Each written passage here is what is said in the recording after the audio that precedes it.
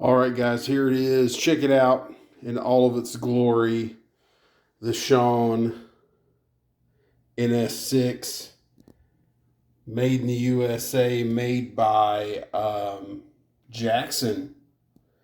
And yeah, this is one of the originals that was made in '85, made to be a '86 model. So this guitar is literally 40 years old. And original pick guard, original pickups. I did take the pick guard off, looked behind there. It does have the original Jackson active pickups in it. And I had to put a new battery in it because the battery that was in there was shot. It was about 20 years old. So put a new battery in it and it fired right up. No problems, no issues. Look at the gloss on this thing. Look at what great shape this guitar is in. You can see my beautiful reflection there and the ceiling there, because this guitar is just like glass. It's so new. It's in such great shape. I've never seen one of these SCHON guitars in this great of shape. I've seen a couple before. I haven't seen too many out in the wild. Of course, when I was a kid growing up, I went to Reliable Music in Charlotte, North Carolina. I remember they had a purple one that was brand new back in the day. But yeah, this thing is built, 24 frets, and it's built like a Les Paul. I mean, it's got a thick body, and it's heavy. It's got a lot of weight to it. The fret ends have the little nubs just like a Les Paul does. The frets are very similar to a 80s Les Paul. You know, they're kind of wide, but they're not really super tall. There's the serial number there, and I believe it's NS6 0016. It's number 16. I believe one of the few that NEAL SCHON still has in his collection is like number 34, number 37. This one was made even before that. And yeah, so it's got what's called an Act 3 tremolo on it. You know, back in the day, there was a deal between Kramer and Floyd Rose, and you couldn't make a production guitar with a Floyd Rose on it. So, you know, my old Charvel that I've got that's from the late 80s has a Jackson Charvel tremolo on it that's totally different from a Floyd Rose. It's lasted 30, 40 years. It works just as good as a Floyd Rose, and it's killer. And that's kind of what I've learned with this bad boy right here. It reminds me a lot of the Kaler Steeler that you would find on a Davies Washburn N4. You know, it's made out of steel. This one's made in Japan. To kind of give you a breakdown on how this bridge works, the string loads in through the back here. These don't turn at all. The string comes in through the back. It comes under this and comes out here. This locks down on the string and kind of clamps it down. And it's actually pretty cool. The only headache to it is when you put the string in through here, it kind of dead ends there, and you have to use, bend the string a little bit so when you push it through, it pops up and you can pull it through. Or when you push it through and that string comes through right here, you got this lifted, this opens. And when you push the string through, you can use a little tiny screwdriver, flathead screwdriver, just to grab the string and pull it up and string it through. It doesn't take that much longer than tuning up a Floyd. It's very, very similar. Instead of having to clip ends and do all that, you're just having to kind of get the string to come up out of that. But yeah, it's actually really cool. It's really stable. It tunes up really quick. It sounds killer, and I mean, that's the main thing. It's bright, it's loud. So like I said, when I first fired this thing up, I didn't have any sound coming out of it. I didn't even know that it had active pickups in it. So I took the back plate off, and back behind that is a battery compartment, and swapped out the battery. It started working. There's also a little circuit board in there that has a up and down flat head little screw that goes back and forth, and that is where you can increase the output of that system.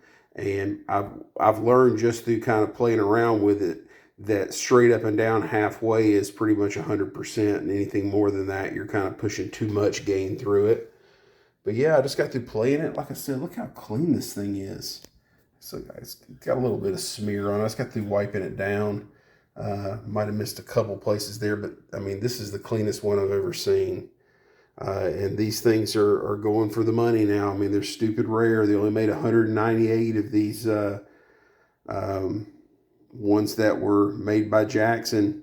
And then, you know, I think they had a different company take over that made a different version of this called like an NS1 or something like that. Those were made in Canada by a different company. I can't remember how to pronounce the name. It's Laveray or Lavery or something like that. And that company's still around to this day. But they made about 500 of that version of the guitar. But it's a totally different guitar than this guitar. This guitar, there were only 198. They're all stamped. Like I said, this one's number 16, and it went up to 198. This was white with black with a white pick guard, and the white pick guard is aged where it's like a beautiful cream now, and it really goes with the black. And I mean, look at this thing. It's as shiny as an 8-ball. It's nice. Tone knob, volume knob. The pickup sounds really thick and really full. It's a great sounding pickup. These single coils sound like your typical single coils. Let's flip it over here real quick so you can see the back. Let's flip it over real quick. Jackson tuner, so you know this is the Jackson version. Like I said, I just wiped it down, so it's still got some residue on it there. Jackson tuners. Look at the neck on this thing, how shiny it is. Got one little speck in the clear coat right there. But other than that, it's just typical player's wear. No real scratches or dings, just maybe a little bit of swirl, but I mean, this thing's cleaner than most brand new black guitars. Just really super, super clean guitar. Metal back plates, neck through. And like I said, the thing's heavy. I mean, it's like a Les Paul. It's like playing a Les Paul. Frets are practically brand new. Guitar really hasn't been played very much, if any. Has the original hard shell case, which has all of the latches on it, and it has the little tag from when it was new. It has all the little tools for this right here to lock this down. The little Allen wrench. So yeah, this thing is just, it's a killer guitar. One of a kind, probably the rarest guitar that I've ever had in my possession. And basically, I just had to clean it up and set it up. Plays great, sounds great. Oh yeah, ebony fretboard. Check out the fretboard on this thing. That's back when ebony was like the really high quality stuff right there. But I mean, this is a 1986 Jackson, so I wouldn't expect anything less than the finest handmade instrument that money can buy. So I hope you guys enjoyed the video. If you go look for one of these guitars on YouTube, there is not one video on YouTube of one of these guitars. I've searched for the last 2 days. I think there's one video of NEAL SCHON playing one with a fixed bridge, just for probably a minute or two, in like a little short that he posted. And I'm not even sure if it's here on YouTube. It might be somewhere else. But as far as a full-blown video or any details about one of these things, it's almost impossible to find any information. I found a couple message boards that went into the details of the guitar. And also at the, I found the original ad that I shared on Facebook, and everything on this guitar is original. It has a whole like stat sheet on the original ad, and it's got this Act 3 bridge that came on them, and it's a great quality bridge, great quality pickups, awesome quality guitar, and this is just the highest quality you could imagine. Check out the headstock. It's a huge headstock. But yeah, killer guitar, sounds great, plays great. You know, and I posted some pictures of this guitar on a couple Facebook pages the other day, and of course, the typical poser bedroom players had to chime in. Within a couple hours, I had hundreds of likes on the posts, and there would be like those 3 or 4 guys that chime in and go, "That's ugly as hell. That's ugly. Oh my God, that's ugly."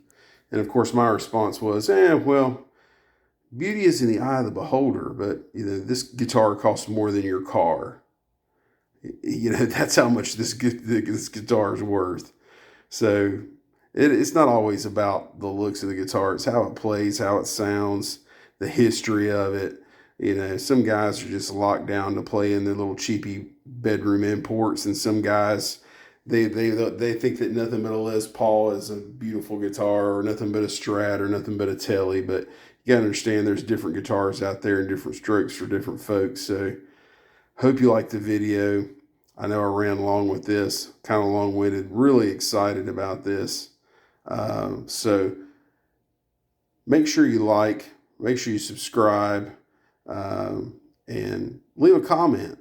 Love hearing from you guys, and thank you so much. We'll see you next time.